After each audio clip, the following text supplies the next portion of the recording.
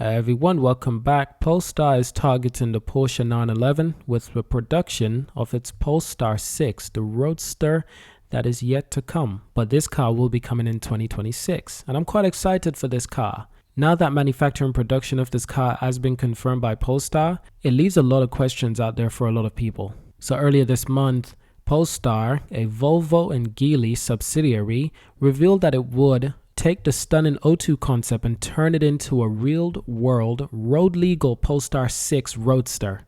Now, a lot of people have been quite excited waiting on this thing. A lot of people have already started ordering. In fact, the first 500 units of the blue original California concept of this vehicle has completely sold out in the first week. By the way, this car required a $20,000 to $25,000 deposit, and that had to be followed up by a $200,000 completion of payment dues in order to reserve your car. So, not a cheap car in the slightest way, but the demand is there, the market is there, and Polestar recognized this, and they immediately want to start competing with Porsche by building a direct competitor. And I think that's an awesome thing for Polestar to do. Really genius stuff. Now, the Polestar 6 will become more than just the obvious 6 model in the brand's lineup. The Polestar 6 will happen to use the in-house blend of the 800-volt EV architecture and a dual-motor powertrain producing over 870 brake horsepower. This is with 664 pound-feet of torque, by the way. Now, that's a lot of torque. That's a lot of speed. That's a lot of power. The top speed of this car will be just around 155 miles an hour. Which a lot of people were actually disappointed with, including myself. I've got to be honest. I think the 0 to 60 is 3.2 seconds, and I think a lot of people, including myself, were expecting a sub 3 second 0 to 60 time. Seriously, at least 2.8, 2.9 seconds, maybe even 2.5. But clearly, Polestar does things different, and clearly, they have something up their sleeve. And even 3.2 seconds is still incredibly fast. I've never driven 0 to 60 in 3.2 seconds or even close, yet I've driven a car to 0 to 60 extremely fast. So I can only imagine 3.2 seconds is pretty damn fast. A Tesla doing 1.9 seconds is just ludicrously fast. That's why they call it ludicrous mode. Now, yes, true to be told, this car will cost almost $250,000, around $200,000. And I think Polestar was more than impressed when they saw that the 500 units sold out completely in the first week. These cars are called the LA Edition. The reason for that is because the original Polestar 02 in blue debuted in LA. And Polestar wants to make the first 500 car a complete resemblance, as close to perfection and as close to the original 02 as possible. And they named these cars specifically the LA Edition. I think that was really cool. I hope these cars get into good hands. I hope they get into great collections. I hope they don't just get into a rich person's hand who's going to completely destroy the car. I hope not. But it's 500 units. Obviously, some of them will be getting ruined by rich people who really got nothing else to do with their time. But for the most part, I hope people do really appreciate this car because its beauty is something else. Now, the brand's CEO, Polestar CEO, Thomas Ingerloth, he actually said that there's more options.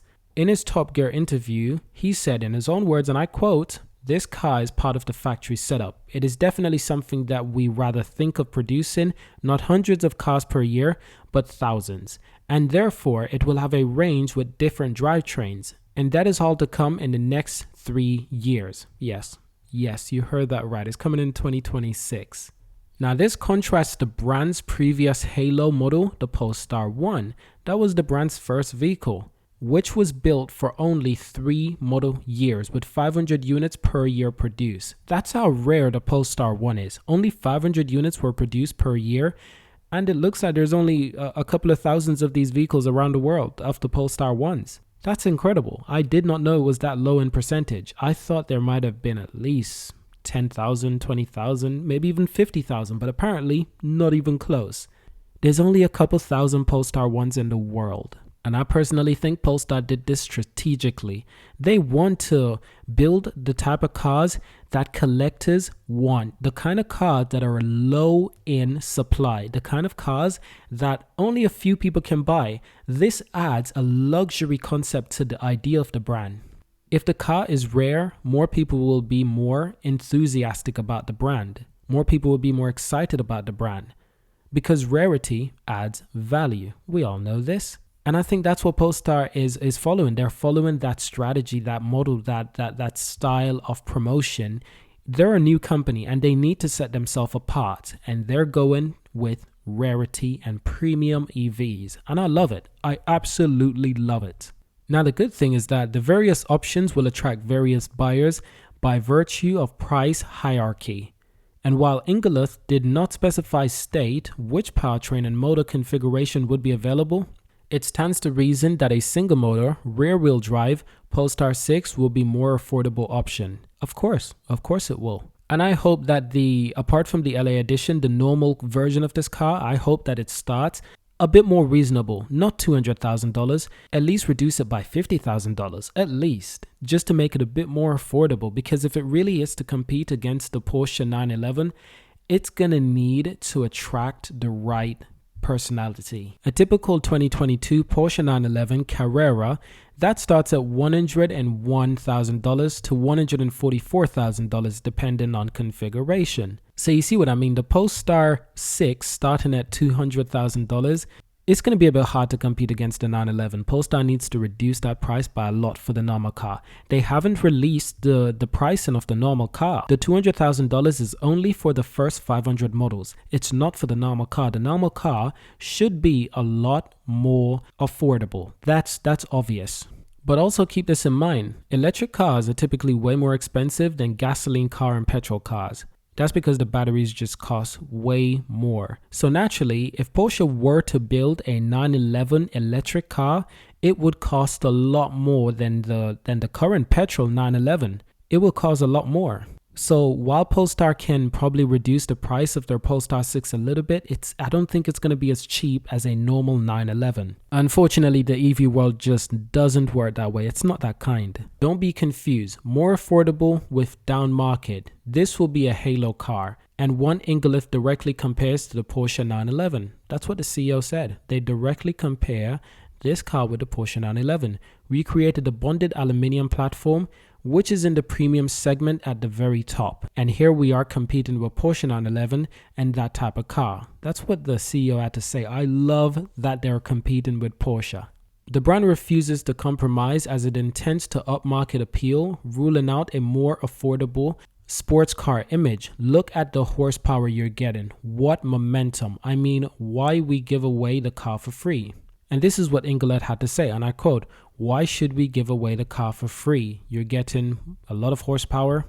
Now, he also claims that asking price of the 6 is very realistic for Roadster with a spec sheet, and that building something cheaper would require simpler technology, something the architecture and chassis of the 6 are not.